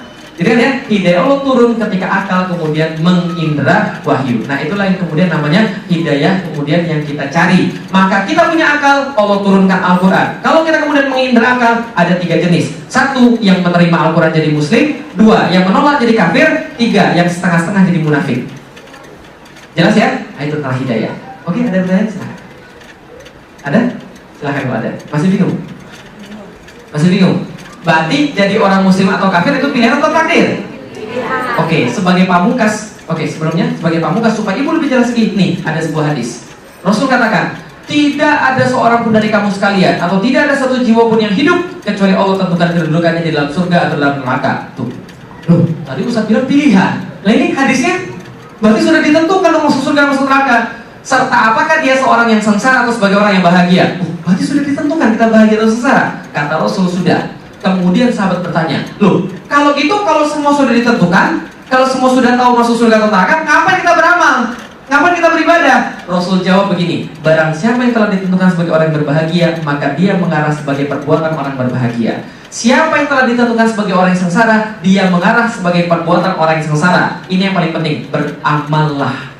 Karena setiap orang akan dipermudah. Ini yang paling penting, ingat, beramallah. Karena setiap orang akan dipermudah. Adapun orang yang ditentukan sebagai orang yang berbahagia, dia dimudahkan melakukan amalan berbahagia. Apabila dia ditentukan sebagai orang yang sengsara, dia dimudahkan melakukan amal sengsara. Kemudian Allah membacakan surat Al-Lail ayat 5-10. Fa amma man a'ta wattaqo. Siapa yang memberikan sebagian hartanya, suka bersedekah. Ingat baik-baik ibu-ibu sekalian, ini penting bagi ibu-ibu sekalian, karena penghuni neraka banyak wanita, kata Rasul, kecuali yang bersedekah. Ya, jadi banyak-banyaklah sedekah. Nah, jadi fa amma man a'ta wattaqo. Siapa yang memberikan hartanya dan kemudian dia bertakwa pada Allah, fasanu yassiruhu lil yusra. Allah permudah jalan yang menuju kebaikan.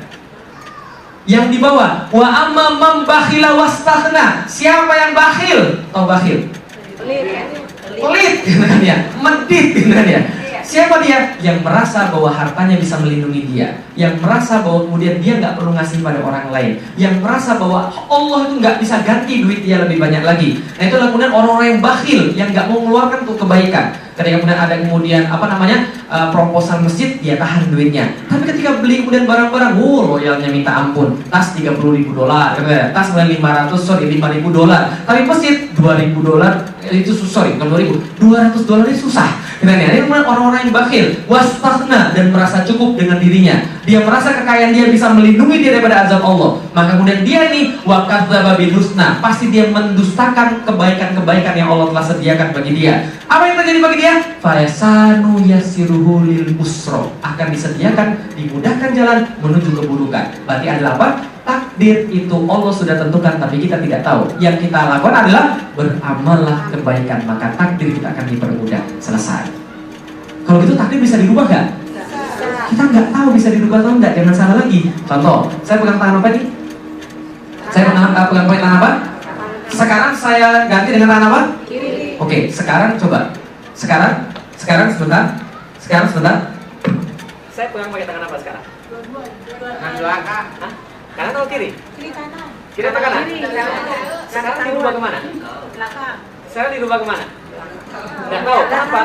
Kenapa ibu nggak tahu? Karena ibu nggak tahu saya pegang awal di tangan mana dan akhirnya di tangan mana. Karena itu kita nggak tahu berubah kan ya. Tapi kalau kita tahu awal dan akhir, kita tahu itu berubah. Ya kan ya? Bagaimana kita tahu takdir kita berubah atau tidak kalau kita nggak tahu awal dan akhirnya? Contoh, silaturahim memperpanjang rezeki. Memperpanjang umur. Ada orang suka silaturahim nih ceritanya nih. Maka sebelum dia mati dia bilang, nah ketahuilah, bapak harusnya mati umur 60 tahun. Tapi gara-gara bapak sering silaturahim, Allah panjangkan umur jadi 80 tahun. Benar nggak dia panjang 20 tahun gara-gara silaturahim? Belum tentu. Gitu kan? Karena dia nggak tahu takdirnya apa, gitu kan ya? Artinya adalah apa? Ya silaturahim memang memperpanjang rezeki, lakukan saja, tapi jangan dihubung-hubungkan sama memperpanjang berapa lama umurnya. Paham? Karena kita nggak tahu awal dan kita nggak tahu akhir, maka takdir itu tidak berubah. Karena kita nggak tahu takdir kita awal apa dan kita nggak tahu takdir kita akhir apa. Yang jelas adalah beramallah dan jangan banyak mikir tentang takdir. Ya kan ya? Karena kata Rasul, ada pembahasan yang harus dihindari. Satu, ketika sahabatku dibahas maka tinggalkan pembahasan itu. Paham? Kenapa? Karena orang ada yang menjelek-jelekan sahabat. Dua, kalau dibahas tentang takdir maka tinggalkan pembahasan itu. Artinya, ujung daripada cerita kita jangan banyak bahas tentang takdir. Ya kan ya? Bahasanya cuma dua. Kalau bisa pilih, itu pilihan. Kalau nggak bisa pilih, takdir, selesai. Jelas ya? Itu aja bahasanya. Oke, ada pertanyaan silahkan. Ibu boleh. Makin bingung ya? Bagus. Silakan. Mohon maaf.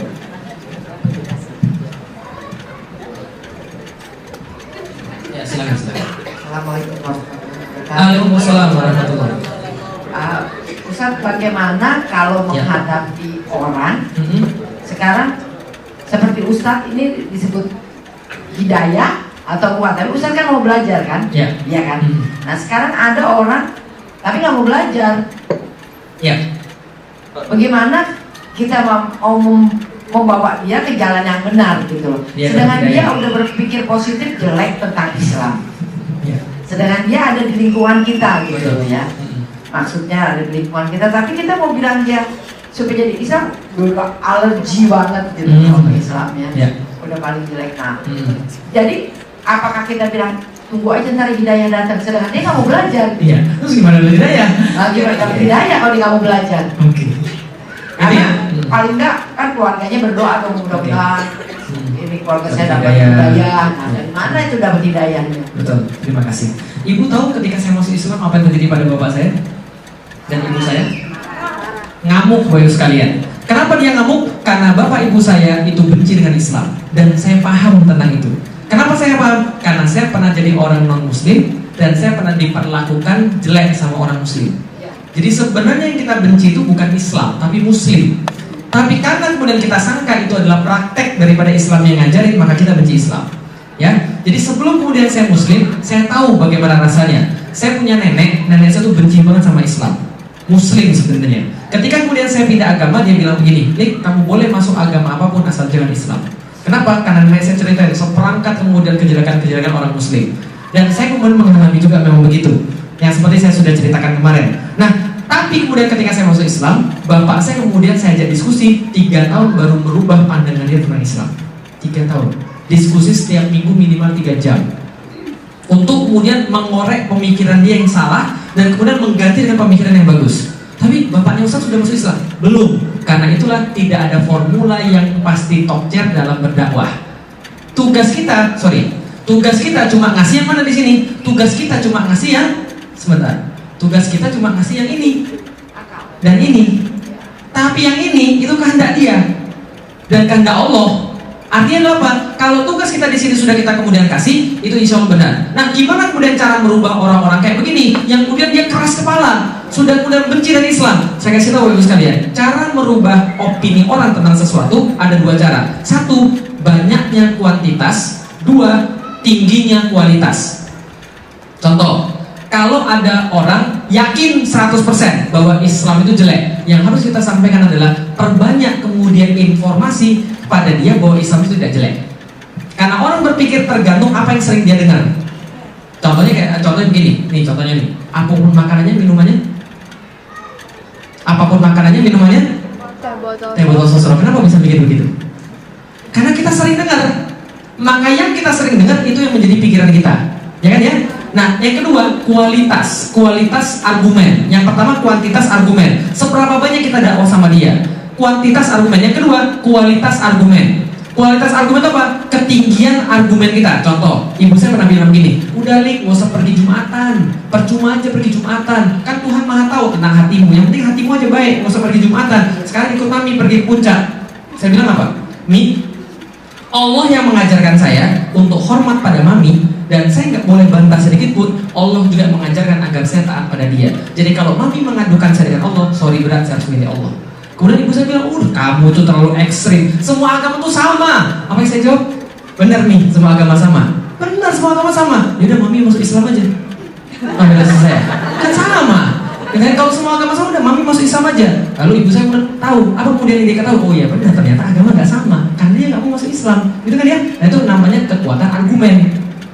Artinya dengan argumen kita bisa mengajak orang untuk berpikir, oh iya ya, itu kekuatan argumen itu. Yang dari tadi saya lakukan adalah mengubah cara pandang Bapak Ibu sekalian tentang takdir. Nah itu namanya kekuatan argumen. Tapi kalau cuma diulangi sekali, nggak akan paham, maka harus berkali-kali. Gitu loh. Nah jadi kalau dakwah sama orang cuma sekali dua kali ngarepin dia berubah, jangan harap. Emang kita Rasul, gitu kan ya? Rasul doang yang bisa ketemu orang 2 menit langsung jadi beriman. Kalau kita bukan Rasul. Artinya adalah apa? Kadang-kadang kita terlalu tidak sabar dalam berdakwah. Makanya kemudian saya sama bapak saya pelan-pelan. Nah dia berubah. Mulai awalnya kemudian dia merasa bahwa ini adalah jelek, lama-lama kemudian dia merasa bahwa oh iya benar, ini agama benar ini. Nah ini tinggal kemudian ini aja kekuatan kita, mau gak kita sabar dalam berdakwah. Kan itu ya, contoh, dia menganggap jihad itu bunuh orang misalnya. Tapi kan saya bisa tunjukin pada dia bahwa jihad itu bukan perkara bunuh orang, tapi perkara adalah sebuah cara yang diberikan oleh Allah dan Rasul untuk mempertahankan diri. Gitu maksudnya. Kita bukan kayak orang Kristen, ditabuk pipi kiri, kasih pipi kanan, itu parah itu. Nah maksudnya. Tapi dalam Islam, jihad itu apa? Contoh begini nih, kita punya anak dan istri, kita diserang orang rumah kita bela diri nggak? Kalau kita malah menyerah, itu sama aja mengorbankan anak istri kita. Nah jihad itu begitu ceritanya. Ada sebuah metode perlindungan diri itu maksudnya. Nah, ada juga metode penyebaran agama yang ketika mendapatkan halangan fisik, kan gitu ya. Nah, kita jelasin pelan-pelan. Dia kemudian mengira bahwa Islam itu kemudian kasar. Kita jelasin pelan-pelan. Begini loh ceritanya. Dia lihat dari kita bahwa kita berlaku baik dan sebagainya. Itu menjadi dakwah daripada dia. Kita jelasin bahwa kita nggak pernah benci Nabi Isa, kita nggak pernah benci Yesus, dan kita nggak pernah benci orang kafir. Kenapa? Karena kita sebenarnya sayang, makanya kita dakwah. Kita kasih tahu, tahu nggak di dalam Islam kita nggak boleh ngomong lebih tinggi suara daripada orang tua. Dan kalau orang tua bilang apa, kita harus nurut. Kita nggak boleh bantah. Walaupun orang tua salah, kita nggak boleh bantah sedikit pun. Karena kenapa? Walaupun orang tua salah, nggak boleh bantah di situ. Tapi kita bisa ubah dengan cara yang lain. Kita punya etika di dalam Islam, dan dia nggak mendapatkan itu dari anak-anak yang lain. Itu kan dakwah pada dia kan ya. Pelan-pelan. Nah itu jadi tuh. Jadi kalau kemudian kita mau mendakwai orang, dia nggak berubah-berubah, bisa jadi satu memang dia bebal, tapi seringnya kita nggak sabar. Iya tuh ya. Iya memang begitu. Nah makanya Rasulullah sabar ketika dakwah, karena kita nggak tahu kapan kemudian dia mendapatkan hidayah. Ingat ketika Rasul ditanya, saat mana yang paling menyedihkan dalam hidupmu ya Rasulullah? Rasul jawab, ketika saya berdakwah ke Taif. Ketika saya berdakwah ke Taif, jadi Rasul itu ketika itu ditinggal oleh istrinya Khadijah, sedih banget kan ya? Oh itu sedih luar biasa. Ditinggal lagi oleh pamannya, meninggal, sedih luar biasa lagi. Maka saat itu dia mencari perlindungan pada orang-orang Taif. Wahai orang Taif, terimalah Islam, tegakkanlah Islam dan saya jadi pemimpin Anda. Apa yang orang Taif lakukan? Dia mencaci Rasulullah, menyuruh anak-anak lemparin batu pada Rasul. Jadi banyak anak-anak yang lemparin batu pada Rasul, sampai kakinya Rasul itu darah di sini mengalir ke bawah. Sampai kemudian dikatakan bahwa kainnya Rasul itu jadi berwarna merah. Jadi kainnya Rasul, caranya Rasul berwarna merah. Kemudian Rasul jalan sampai suatu tempat, Rasul duduk di bebatuan dan kemudian berdoa sama Allah. Tahu apa doanya? Doanya bukan mencaci maki orang-orang itu, bukan ya Allah azablah mereka, hancurkan mereka, tidak begitu. Yang Rasulullah apa? Ya Allah, aku meminta maaf kepadamu atas kelemahan diriku dan juga kekurangan usahaku. Itu doa Rasul, menyalahkan dirinya, kenapa dirinya nggak bisa mendakwakan pada orang. Dan kemudian datang malaikat, Rasul tuh sudah siap di situ, malaikat penjaga gunung. Kalau mau ditimpakan gunung itu pada mereka, kami sudah siap, tinggal perintahnya aja. Oke, kita tak jatuhin gunung pada mereka itu. Rasul bilang apa? Tidak, aku mengharapkan mereka tidak tahu. Tidak, mereka tidak tahu. Aku mengharapkan muncul daripada keturunan mereka orang-orang yang membela Islam. Dan doa Rasul dikabulkan. Anak mereka semuanya masuk Islam tuh. Ceritanya. Jadi generasi berikutnya, kalau nggak bisa dilihat nggak apa-apa generasi berikutnya. Karena itu udah dakwah Islam. Jadi ya itulah kemudian dakwah, bersabar. Karena kita nggak tahu benih yang kita tanam munculnya kapan. Ya kan? Nah, dan itu terjadi. Saya punya anak binaan, adik binaan Muslim. Saya kemudian menemukan dia kemudian di kampus. Pas saya bina itu rambutnya gondrong. Ini orang Padang nih ceritanya, cowok rambutnya gondrong, kemudian kerjaannya musik melulu.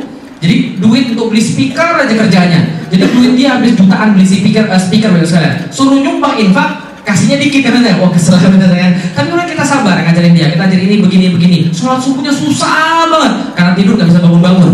Nah akhirnya kemudian saya bilang apa? Udah kamu sekosan sama saya, sini sekamar dengan saya. Walaupun sekamar dengan saya, tetap susah juga bangun subuhnya. Tetap dakwanya males-malesan. Saya kemudian abis akal. Gimana ya kemudian saya mendidik anak ini? Sudah kemudian sekamar sama saya, sudah saya kasih kemudian setiap hari motivasi, sudah saya ajarin setiap hari. Ternyata kapan berubahnya tahu Bapak sekalian? Berubahnya bukan di tangan saya ternyata. Setelah saya keluar dari kampus, saya lulus, dia kemudian ditangani sama orang lain, berubah 100%. Jadi orang paling hebat di kampus. Jadi punggawa lah di kampus. Dalam arti saya, benar, kita nggak tahu kapan benih yang kita tanam itu muncul. Yang jelas yang kewajiban kita apa? Tuh yang kewajiban kita tuh. Perbanyak kemudian argumen-argumen akal, sampaikan wahyu Allah pada dia, biarkan kemudian dia mikir dan Allah kemudian memberikan wahyu pada dia. Insya Allah. Yang penting kalau kita ini doang nih, bukan ini. Karena ini adalah haknya Allah nih. Haknya kita cuma 2 ini nih. Jadi kira-kira begitu. Oke, ada pertanyaan lagi silahkan. Silahkan ada. Kalau ada silahkan. Silahkan ibu.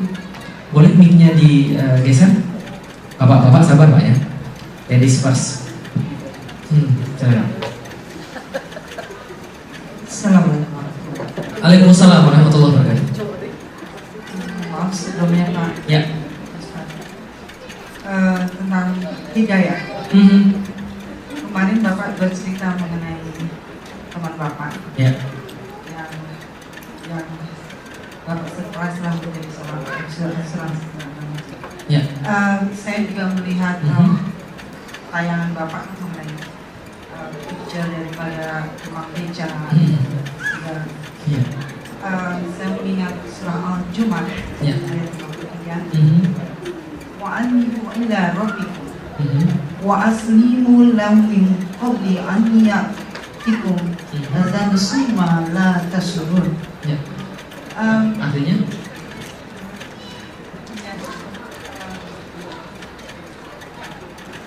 Katakanlah wahai hamba-hamba yang melampaui batas, Ya. janganlah kamu berputus asa dari rahmat Allah. Ya.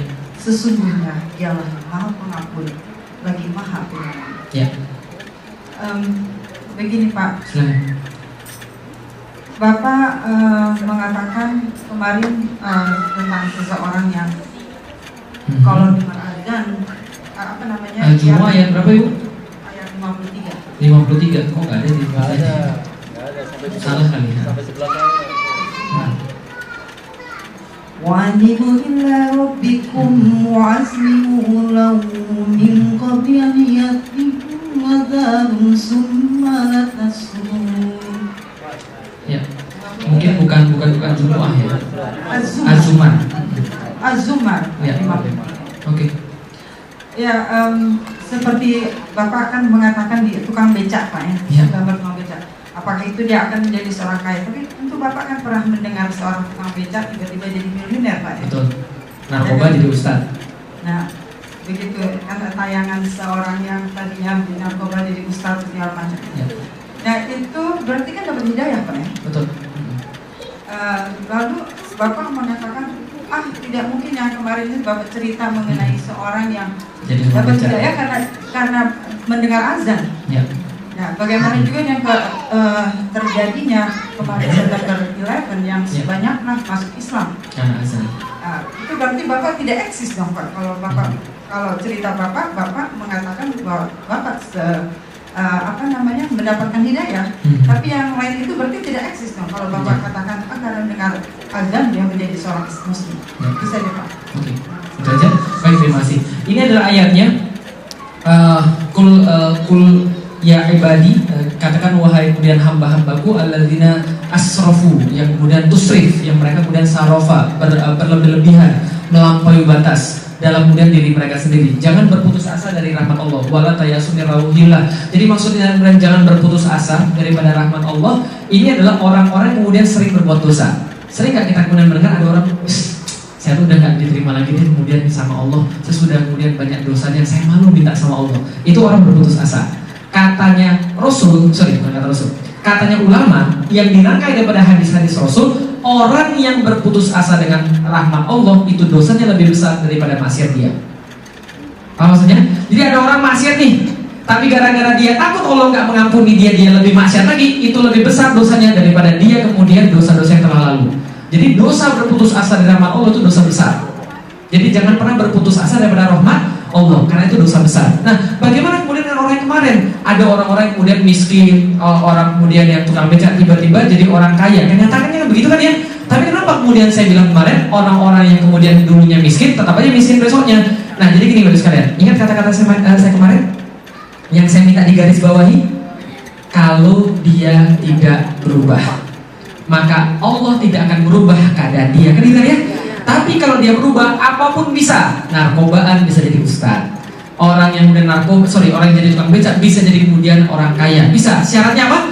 Dia berubah. Karena gini Bapak sekalian, orang-orang semua berlaku itu. Yang tidak berubah dapatnya itu aja. Makanya Einstein, kenal Einstein? Einstein bukan muslim kan ya? Tapi Einstein berkata begini, siapa yang pengen dapat hasil berbeda dengan cara yang sama, dia orang gila. Sekali lagi ya, siapa yang pengen dapat hasil yang berbeda dengan cara yang sama, berarti dia orang gila. Berarti kalau pengen dapat cara yang berbeda, gunakanlah kalau pengen dapat hasil yang berbeda, gunakanlah cara yang contoh misalnya, istri saya mau masak opor ayam. Mau masak lodeh, jadinya opor. Serius, pas pertama-tama kali masak di rumah, masak lodeh jadinya opor. Saya bilang, kok kamu hebat banget sih, masak lodeh jadinya opor. Resep lodeh jadinya opor. Berarti kemudian dia gagal atau tidak? Dia gagal atau tidak? Dia tidak gagal. Dia menemukan cara membuat opor. Ya kan ya? Benar nggak? Benar nggak? Kan maunya lodeh, tapi kan dia nggak gagal ya. Dia berhasil menemukan cara membuat opor. Kalau dia ulangi cara yang sama dan bahan yang sama, dia pasti dapat opor lagi. Kalau dia ulangi cara yang sama, dia akan dapat opor lagi. Gimana caranya supaya dia bisa dapat lodeh?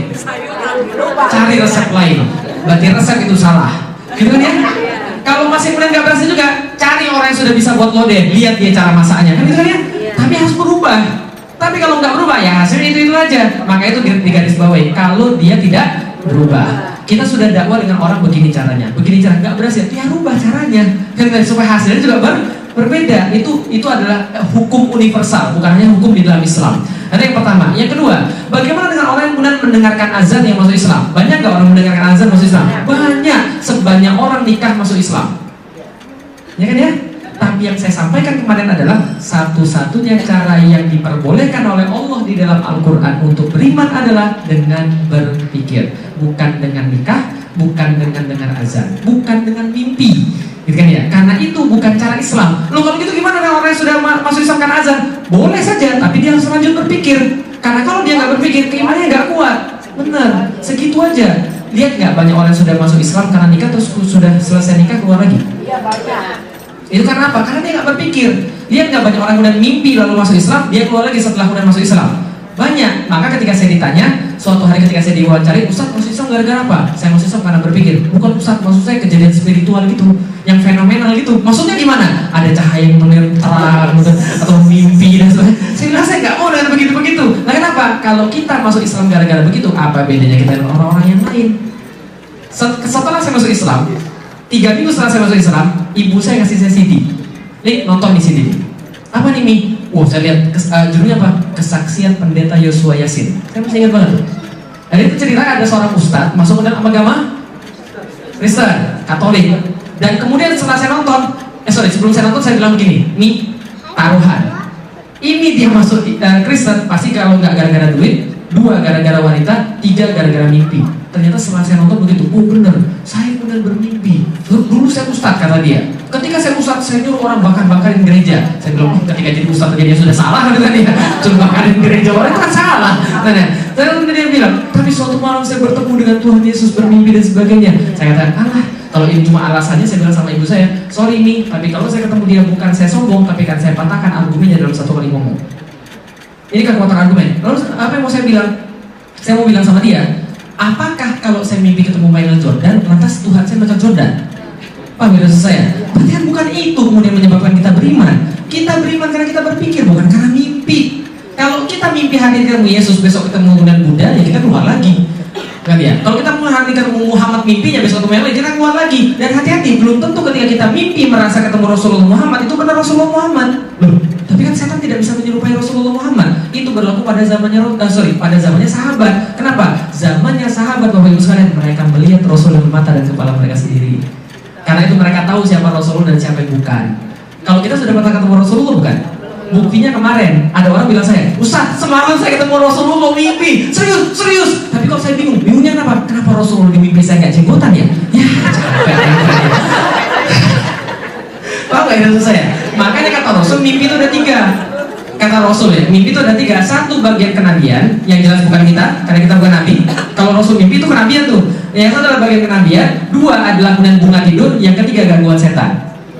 Maka kalau punya mimpi buruk jangan diceritakan karena itu gangguan setan. Ya. Jadi kalau mimpinya orang beriman mungkin benar. Karena itu adalah kemudian bagian daripada ilham yang Allah berikan. Tapi kayaknya jangan dulu ke situ deh karena bisa bahaya. Gitu kan? Karena kita orang biasa. Artinya adalah apa? Jangan kita bertitik tolak pada mimpi atau pada azan atau yang tadi. Berarti kalau ada orang masuk Islam kan azan, bagus. Kita terusin supaya dia berpikir, supaya dia akan Islam dan kemudian teguh dan kuat. Nah jadi kira-kira begitu. Karena banyak orang punya keimanan dengan banyak cara. Ada yang keturunan, ada yang karena azan, ada yang karena menikah. It's okay, nggak ada masalah. Tapi kita tambahin materi yang kemarin supaya mereka jadi imannya jadi kuat karena Allah. Oke? Clear? Clear. Gambar. Silakan. Lain-lain. Betul. Oh boleh. Silakan Bapak. Oh iya silakan. Sorry Pak ya. Menjadi bolak balik. Ya makannya banyak. Berarti besok-besok lari berkilo-kilo. Silakan. Ada? Silakan kalau ada. Boleh. Silakan, last one.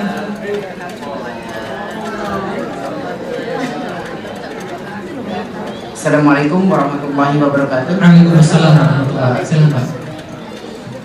Saya tidak bertanya, tidak menjawab. Saya hanya Pernyataan. ya. Mungkin kalau tidak saya salah, minta maaf. Yang pernah saya baca bahwa kita sebagai manusia yang awam, apabila mimpi seperti itu datangnya dari setan. Jadi tidak perlu diyakini.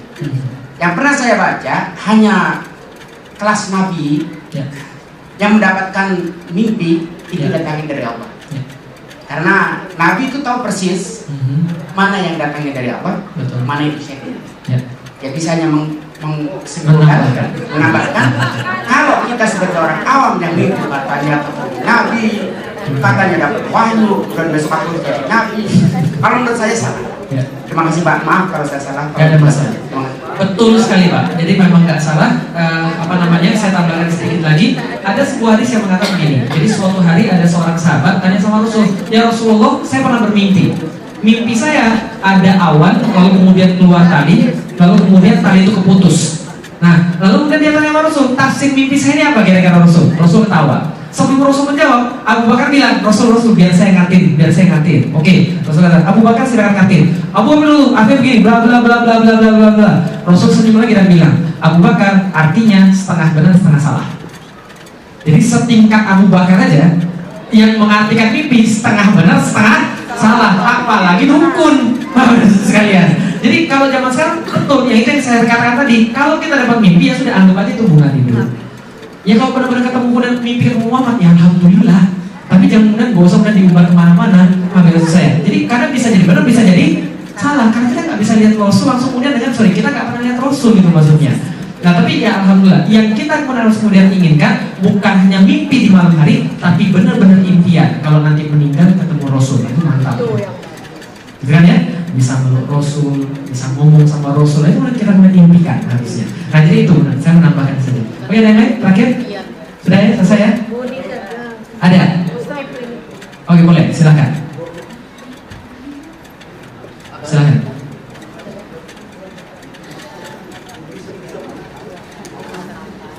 Silakan.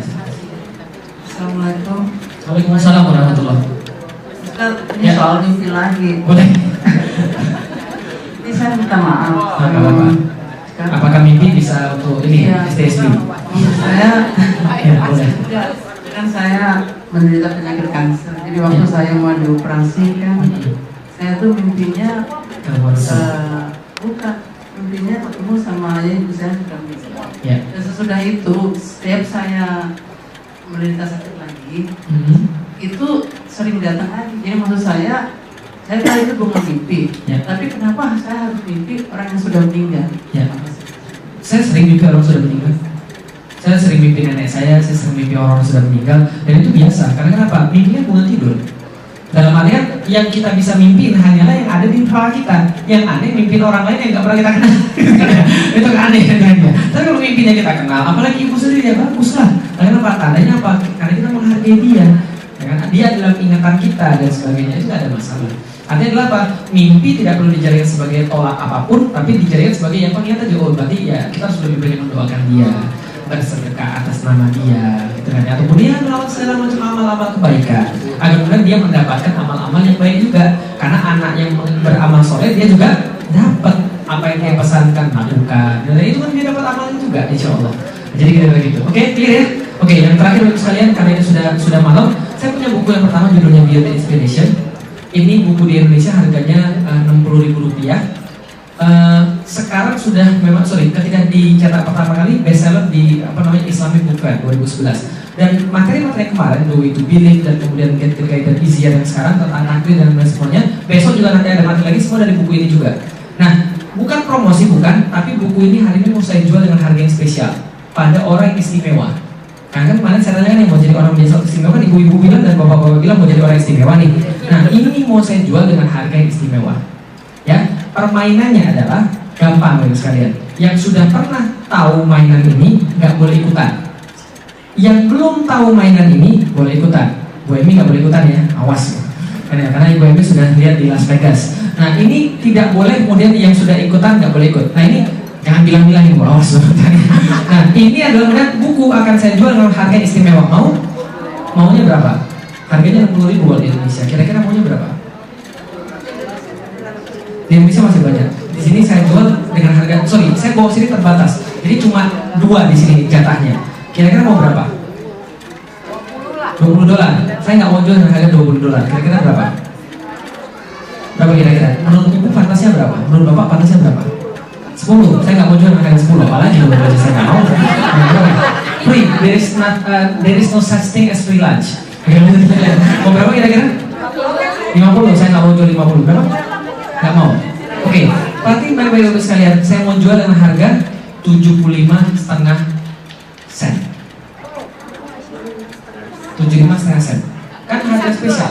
75,5 sen. Saya nggak mau naikin dan saya nggak mau turunin harganya. Saya mau 75,5 sen. 75,5 sen dalam duit Amerika. Ya, bukan duit di kertas, bukan. 75,5 sen. Saya nggak mau naikin harga, saya nggak mau turunin harga. Apa enggak? Saya nggak mau naikin harga, saya nggak mau turun harga. Caranya sederhana. Siapa yang punya 75,5 sen, yang maju pertama kali kasih saya duitnya, dia dapat bukunya. Silakan. 75,5 sen. Saya nggak mau naikin harga, saya nggak mau turunin harga. Yang pertama kali datang 75,5 sen. Silakan. Berapa? Setengahnya mana? Enggak, 75,5 sen. Ini 75 sen. Kurang ini sen. 75,5 sen. Setengahnya mana? 75,5 sen. Bukan $75 loh, 75,5 sen. Berapa? Setengahnya mana? Oke, 1 sen. Terus setengahnya? Setengahnya gimana terus? Nah, terus gimana kalau nggak ada? Kan harus pas. Setengahnya gimana? Ini 75,5. Ini setengahnya gimana ya? Kira-kira? 75,5 sen. Oke, 75,5 sen. Ini setengahnya gimana nih? Kita nggak punya. Nah, 75,5 sen. Nah, coba itu berapa? 2. Oke, setengah sennya mana? Itu bukan sen, itu 1 sen itu. Nggak ada. Terus gimana kalau nggak ada? Oke, siapa yang punya 75,5 masih terbuka? Ini belum. 75,5 sen. Setengah sen itu gimana? Nggak boleh dibagi 2. Nggak boleh dibagi 2. Oke, kalau saya jual pasti ada yang bisa beli. Las Vegas ada yang bisa beli, San Francisco ada yang bisa beli. 75,5 sen. 75,5 sen. Kalau nggak ada, nggak mungkin saya jual. Las Vegas bisa beli dan kemudian Francisco bisa beli. Ya. Oh, nggak boleh, saya cuma jual satu. Enggak, tapi saya jual satu dua. 75,5 sen. Las Vegas bisa beli, San Francisco bisa beli. Nggak bisa bagi dua. Ada yang bisa silakan, yang punya 75,5 sen masih ditunggu. Yang punya 75,5 sen masih ditunggu. Yang pertama kali 75,5 sen. Nggak mungkin saya jual kalau nggak ada yang bisa beli. 75,5 sen. Oke? Mau? Mau? Yang mau segera, yang punya duit maju ke depan. 75,5 sen, begini milih Anda, silakan. Jangan saya jual 75,5 sen. Kamu nggak ada, nggak ingin saya jual. Pasti ada caranya. 75,5 sen. 75,5 sen. 75,5 sen. Nggak boleh beli dua, boleh beli satu aja. 75,5 sen. Ayo coba ibu sekalian, karena kita udah mau makan ini.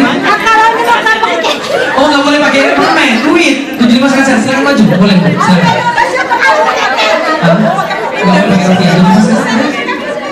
$1. Terus sisanya gimana? Ikhlasin, serius. Makasih bu. Takbir. Tangannya naik dong. Takbir. Ibu sekalian, padahal ibu sudah maju, tapi masih mikirin kembalian setengah sen. Ibu sekalian, saya pengen kasih tahu. Pelajaran dari sini adalah, ingat apa yang saya katakan tadi barusan? Kalau orang mau berbuat baik pasti banyak mikir, betul begitu? Apa yang kemudian ibu dan bapak bayangkan ketika saya kemudian bilang 75,5 sen? Gak mungkin ada. Apa yang kita bayangkan? Oh, ustaznya main-main, bohong. Oke, itulah yang namanya setan. Dalam berbuat baik pasti ada setan yang datang pada kita dan bilang kita nggak bisa. Hanya ada ibu yang kemudian datang pada saya dan kemudian action dan kemudian disetirkan kemudian duitnya dia dapat. Dan jangan mikirin kebaikan, lakukan saja. Paham ya dosa saya? Nyesel nggak ibu sekalian? Nyesel? Bagus. Nah sekarang saya kasih tahu lagi. Pak Prahat masih memegang buku saya yang kedua dan saya akan jual dengan harga 69,5 sen. Tapi ada aturannya. 69,5 sen. Tapi ada aturannya. Apa aturannya? Tidak boleh bangun dan datang saya dan kasih duitnya kalau belum saya bilang 3. Ya. Jadi saya bilang 1, 2, 3. Sebelum bilang 3, nggak boleh ada yang bangun dari tempat duduknya. Dan siapa yang duluan datang ke saya, dia dapat buku yang kedua. 69,5 sen. Siap? Siap? Oke. Saya jual ya. Siapa yang berdiri sebelum 3 didiskualifikasi. Oke? Siap ya? 1, 2, 2,5. 1, 2, 3 jadi. Pelajaran kedua sekalian. Kesempatan tidak datang 2 kali. Terima kasih. Assalamualaikum.